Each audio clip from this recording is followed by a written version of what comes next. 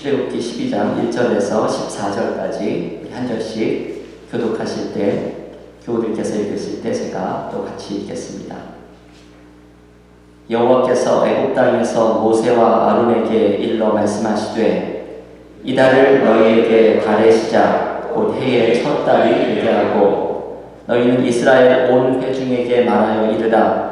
이달 열흘에 너희 각자가 어린 양을 취할지니 각 가족대로 그 식구를 위하여 어린 양을 취하되, 그 어린 양에 대하여 식구가 너무 적으면 그 집의 이웃과 함께 사람 수를 따라서 하나를 취하며 각 사람이 먹을 수 있는 분량에 따라서 너희 어린 양을 계산할 것이며, 너희 어린 양은 흠없고 1년 된 수컷으로 하되 양이나 염소 중에서 취하고, 이달 열 나흘 날까지 간직하였다가 해질 때에 이스라엘 회중이 그 양을 잡고 그 피를 양을 먹을 집 좌우 문설주와 임방에 바르고, 그 밤에 그 고기를 불에 구워 무교병과 쓴나물과 아울러 먹되, 날 것으로나 물에 삶아서 먹지 말고 머리와 다리와 내장을 다 불에 구워 먹고, 아침까지 남겨두지 말며 아침까지 남은 것은 곧 불사르라.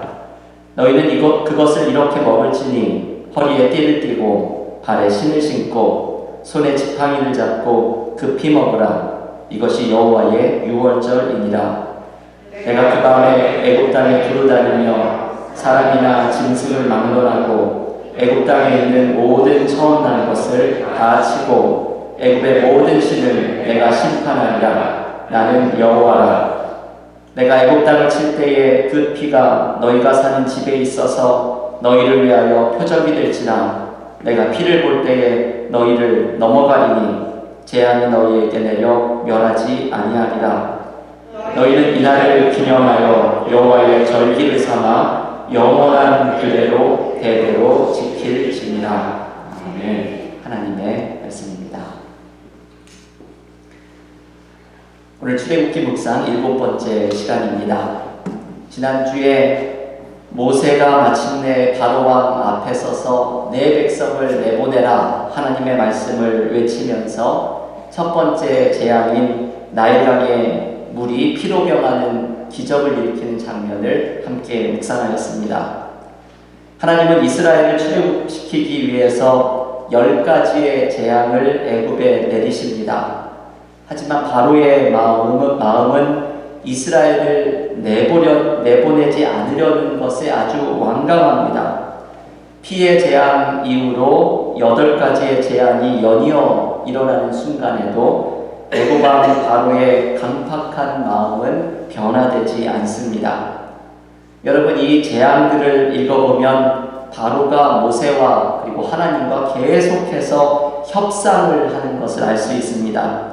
출애굽기 8장 28절에서는 바로가 모세에게 애굽을 떠나도 너무 멀리는 가지 말고 그리고 나를 위해서 기도도 해달라고 이야기를 합니다. 바로는 이것 안에서도 자기의 이익을 챙기려고 하고 회유하려는 모습을 보여줍니다. 출애굽기 10장 11절에서는 바로가 장정들만 나가서 광야에서 예배를 드리고 오라고 말합니다. 노약자와 어린아이를 인질로 삼겠다는 뜻이지요. 그리고 10장 24절에서는 이스라엘 백성이 모두 나가도 좋지만 양과 소는 두고 가라고 말합니다. 곧 제사는 전부 놓고 가라는 것이지요. 애굽 왕 바로는 계속해서 협상을 하고 그리고 마지막 순간에는 이스라엘을 내보내는 것을 거부하는 강팍한 모습을 보여줍니다. 여러분, 바로의 이 모습을 묵상하면 인간이 얼마나 고집이 세고 완고한 사람인지를 알 수 있습니다. 바로가 상징하는 것은 바로 우리들, 완악하고 고집센 인간의 모습을 보여줍니다. 그리고 변화하기 어려운 세상과 현실의 모습을 상징합니다. 우리는 이러한 현실을 직면하면 절망합니다.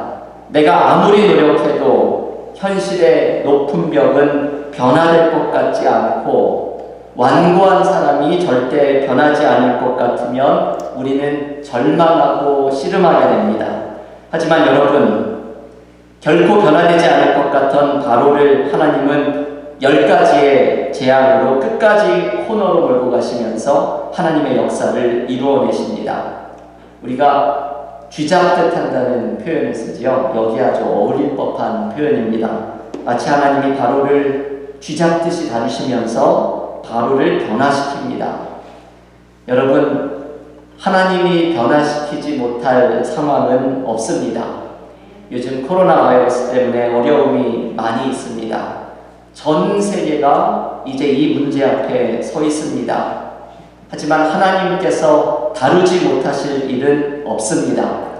우리는 창조주 하나님께서 이 문제를 다루어 가시도록 겸손하게 하나님의 은혜를 간구하면서 나아가야 합니다.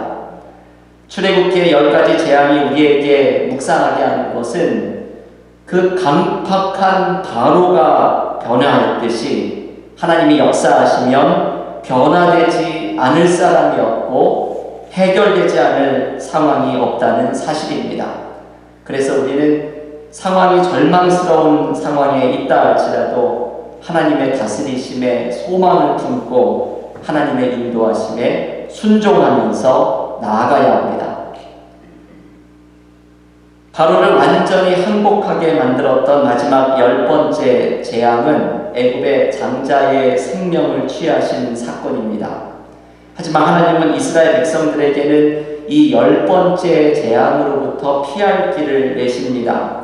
그래서 이 10번째 재앙은 애굽에게는 재앙이면서 이스라엘에게는 재앙이 넘어가는 은혜의 사건, 구원의 사건입니다. 이스라엘 백성들이 어린 양을 잡아 그 피를 문에 바르자 장자가 죽임을 당하는 재앙이 넘어가는 은혜를 경험합니다.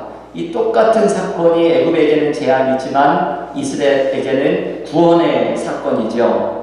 이 절기를 유월절이라고 부르는 것은 넘을 유자 그리고 넘을 월자를 써서 유월절이라고 부릅니다.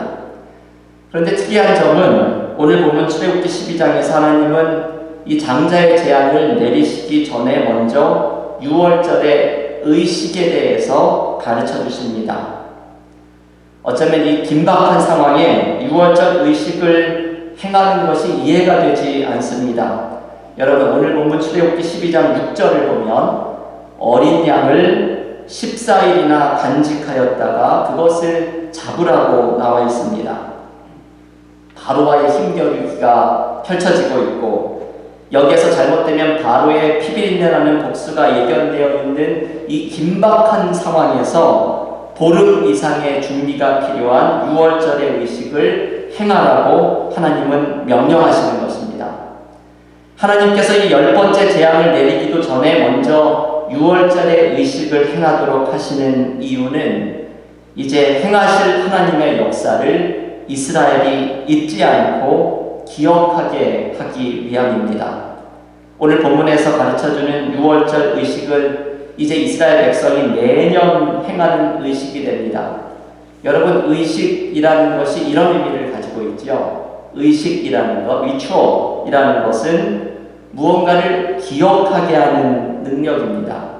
어떤 의식, 리추얼을 반복해서 하면 그 의미를 잊지 않게 되고 그 의미가 현재에 다시 살아나는 강력한 기억이 됩니다.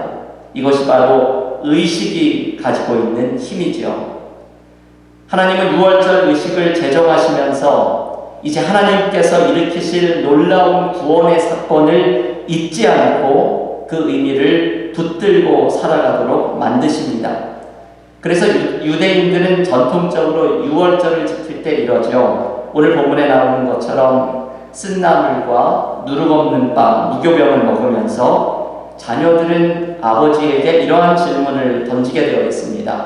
아버지, 오늘 밤이 다른 날의 밤들과 다른 까닭은 무엇입니까? 이 질문을 받은 아버지는 자녀들에게 유월절에 일어났던 일에 대해서 들려줍니다. 아버지는 이렇게 기억의 전달자로서의 역할을 담당하는 것입니다.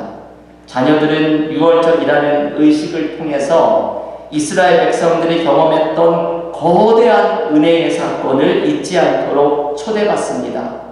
여러분, 이것이 바로 유월절이라는 절기를 지키는 이유입니다. 기억해라. 하나님의 은혜를 기억해라. 하나님의 거대한 은혜를 잊지 말아라. 이것이 유월절의 의식이 우리에게 알려주는 것입니다. 여러분, 우리는 하나님의 은혜를 잊고 살아가고 있지는 않습니까? 하나님께서 우리에게 베풀어 주셨던 은혜를 잊고 있지는 않습니까? 내가 은혜를 잊어버리는 순간 우리는 나태해지고, 은혜를 잊어버리는 순간 현실의 어려움 속에서 시험에 빠지게 됩니다. 저는 우리 은혜와 사랑교회의 처음의 모습을 지금도 기억합니다. 기도 모임으로 개척이 된 우리 교회는 한 가정에서 예배를 드리기 시작해서 이제 창립 9주년을 맞이하고 있습니다. 처음에 우리 교회는 뜨겁게 기도하는 교회였습니다. 매일 새벽 기도마다 20명, 30명이 모여서 뜨겁게 기도하며 하나님께 부르짖었던 교회입니다. 하나님은 우리에게 은혜를 주셔서 치유의 역사를 주셨고 공동체가 성장하는 은혜를 주셨습니다. 그 은혜를 우리는 잊지 말아야 합니다. 우리들 각자는 기억의 전달자로서 우리 공동체 안에서 그 은혜를 기억할 수 있도록 다른 사람을 초대해야 합니다. 이제 코로나 바이러스로 우리 은혜와 사랑교회도 예배 이외의 모든 모임이 일시 중단되었습니다. 앞으로 사태가 심각해지면 우리는 예배에 있어서도 변화가 생길 것입니다. 여러분, 이제 우리 각자는 우리의 믿음이 시험대 위에 오르는 기간을 맞이하였습니다. 우리 공동체의 성숙함도 시험대 위에 오르게 될 것입니다. 교회 모임이 중단되고 예배 변화가 생기면서 나태해지는 신앙의 모습이 나올 수 있을 것입니다. 두려움과 불안함이 신앙의 열심을 삼켜버릴 수도 있을 것입니다. 이때 우리는 은혜를 기억해야 합니다. 그 거대한 은혜를 잊지 말라고 초대하는 오늘 유월절의 말씀처럼 우리도 우리 교회에 주신 하나님의 놀라운 은혜, 내가 삶의 위기 가운데 있었을 때 하나님께서 베풀어 주셨던 하나님의 은혜를 잊지 말아야 합니다. 그때 우리는 이제 우리가 경험하게 되는 믿음의 시험을 이겨내는 은혜의 힘을 발견하게 될 줄로 믿습니다. 그렇다면 하나님께서 이 유월절의 의식을 통해서 잊지 않기를 원하시는 은혜, 그 의미는 무엇입니까? 오늘 본문에서 우리는 두 가지의 의미를 발견할 수 있습니다. 유월절은 이 두 가지의 의미, 두 가지의 은혜를 알려줍니다. 첫째는 떠남입니다. 유월절에서 우리는 무엇으로부터 떠난 존재인가를 돌아보게 만드는 은혜를 경험합니다. 유월절에 먹는 무교병에서 우리는 이 말씀을 묵상할 수 있습니다. 여러분, 무교병이 어떤 떡인지 아시죠? 밀가루 반죽에 누룩을 넣어서 부풀리지 않은 빵, 누룩을 넣지 않은 빵, 그것이 바로 무교병입니다. 빵에 누룩을 넣어서 부풀리지 않게 되면 이 빵이 맛이 없게 되죠. 이렇게 누룩을 넣지 않은 무교병을 먹으라고 말씀하신 이유는 한마디로 시간이 없기 때문입니다. 누룩을 넣어서 부풀릴 시간조차 없는 긴박한 상황임을 가르쳐줍니다. 이 모습이 유월절 음식을 먹는 방법에서도 나타납니다. 오늘 보면 11절을 한번 같이 읽어볼 텐데요. 출애굽기 12장 11절 함께 읽겠습니다. 너희는 그것을 이렇게 먹을지니 허리에 띠를 띠고 발에 신을 신고 손에 지팡이를 잡고 급히 먹으라. 이것이 여호와의 유월절이니라. 네. 여러분, 이 말씀이 의미하는 것은 금방이라도 떠날 것처럼 모든 준비를 한 채로 먹으라는 것을 의미합니다. 결국 이 무교병의 의미나 유월절 음식을 먹는 방법이 상징하는 것은 떠남입니다. 이 음식은 떠남을 전제로 한 음식이고 떠남을 쉽게 하기 위한 먹는 방식입니다. 이것이 유월절의 첫 번째 의미입니다. 유월절은 애굽의 모든 고통으로부터의 떠남, 애굽의 모든 악재로부터의 떠남, 애굽에서 겪었던 모든 두려움과 공포와 어둠으로부터의 떠남을 의미합니다. 그러나 애굽을 떠나려고 하지 않는 자는 하나님의 은혜를 경험하지 못할 것입니다. 애굽의 압제가 오히려 익숙해지고 자신의 낡은 삶의 상황에 안주하려고 하는 사람은 하나님의 은혜를 경험하지 못할 것입니다.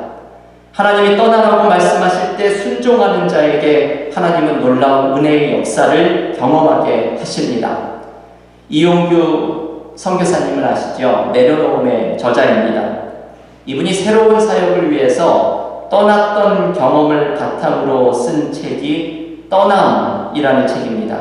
이 책에서 이용규 선교사님은 자신의 인생의 가장 담대한 순종이고 하나님의 놀라운 계획을 발견했던 방법은 바로 떠남이었다고 강조합니다. 여러분, 우리에게는 하나님의 은혜의 역사를 경험하기 위해서 떠나야 할 것들이 있습니다. 제가 장 바니에라는 사람을 좋아해서 그분의 이야기를 자주 소개를 해드렸습니다. 이 장 바니에라는 사람은 장애인들과 함께 사는 라르시 공동체를 창설한 사람이고, 이분이 세운 캐나다의 라르시 공동체에 제가 자주 말씀드린 헨리 나우엔, 이분이 하버드 대학의 교수직을 그만두고 이 장애인들의 공동체인 캐나다의 라르시 공동체의 목회자로 떠나면서 그 공동체가 더욱 유명해집니다. 이 라르시 공동체의 창립자이고 세계적인 존경을 받았던 영적인 거장이 바로 장 바니에입니다. 그런데 지금은 세상을 떠난 이 장 바니에의 치부가 최근에 밝혀졌습니다. 그가 자신의 영적인 권위를 이용해서 여러 여성들을 성추행했다는 사실입니다. 그의 치부를 알리는 신문 기사에서 이렇게 말합니다. 그의 거룩함이 권위가 되는 순간 그는 무너져 내렸다. 저는 이 기사를 읽으면서 저의 마음이 너무나도 안타까웠습니다. 제가 이 사람을 너무 좋아하고 또 존경했고 이 사람의 책을 여러 번을 읽으면서 교우들에게 소개를 해드렸던 사람인데 이분이 이렇게 세상을 떠난 후에 이 일이 이렇게 드러나게 된 것이죠. 아주 위원회가 구성이 돼서 조직적으로 조사를 하고 발표를 하였습니다.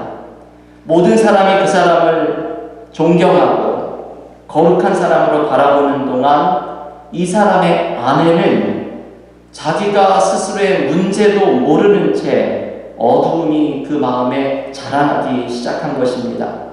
이 어둠은 우리가 애굽에 내버려두고 떠나온 것들입니다. 죄와 교만과 두려움과 고통과 어둠과 같은 삶의 문제들입니다. 장 바니에는 이곳을 떠나서 새로운 은혜를 향해 나아갔던 사람이었고, 그리고 많은 사람들에게 이 새로운 은혜를 향해 나아가는 길을 알려주었던 사람인데, 이 사람은 자기도 모르는 사이에 애굽의 고통과 어둠 가운데로 돌아가 버렸던 것입니다.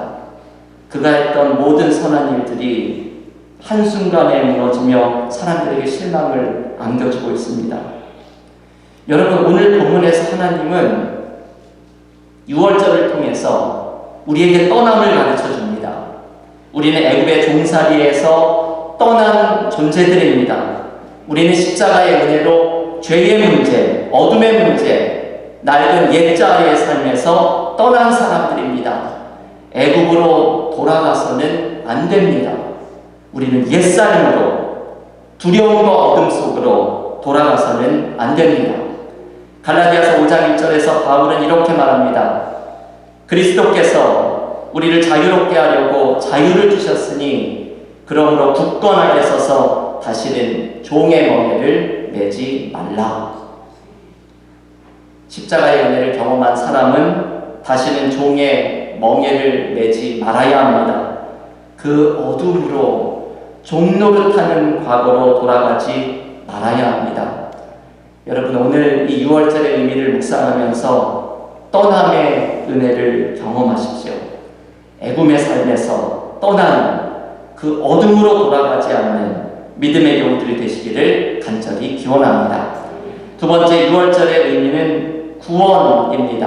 혹은 오늘의 말씀의 문맥을 살려주면 넘어감의 은혜라고 말할 수 있습니다. 문지방의 말은 어린 양의 피가 죽음의 재앙을 넘어가게 하리라는 말씀입니다. 오늘 본문 출애굽기 12장 13절의 말씀을 한번 한 목소리로 출애굽기 12장 13절 함께 읽겠습니다. 내가 애굽 땅을 칠 때에 그 피가 너희가 사는 집에 있어서 너희를 위하여 표적이 될지다. 내가 피를 볼 때에 너희를 넘어가리니 재앙이 너희에게 내려 멸하지 아니하리라. 아멘. 6월절 어린 양의 피를 문에 바른 집은 장자를 치는 재앙이 그 집을 넘어가게 된다고 말을 합니다. 이것이 바로 6월절의 의미이지요. 영어로 pass over 한다는, 넘어간다는 의미입니다.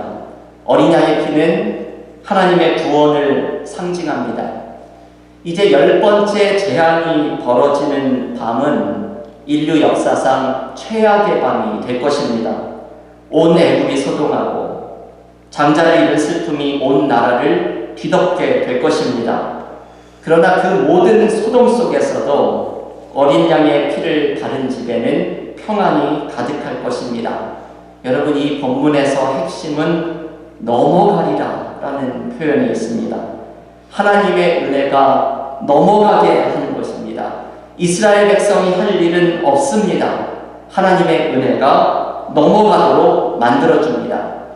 6월절 어린 양은 그리스도인들에게는 십자가에서 죽으신 예수님 어린 양의 피를 의미합니다.